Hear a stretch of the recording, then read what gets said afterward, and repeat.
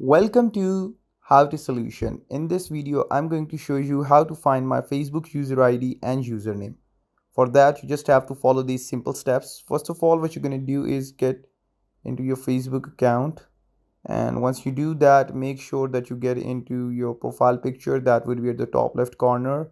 Once you get over there, this Roman Heather you seeing is my username on Facebook.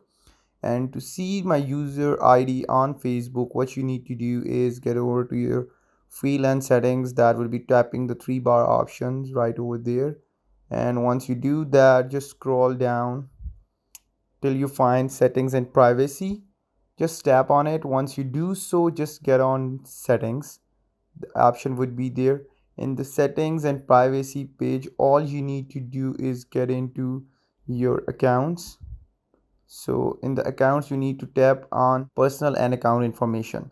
So once you do that, you see that my name is mentioned there. That means my username, and contact info that states my phone numbers and my email. So in which this is what my user ID is. Once I get into it, you see that my user ID is always there. So this is how you find a Facebook user ID and username. It is very easy. You just all need to do is follow these simple steps, and if there is anything, just comment down below. I would love to answer that. So till next time, peace.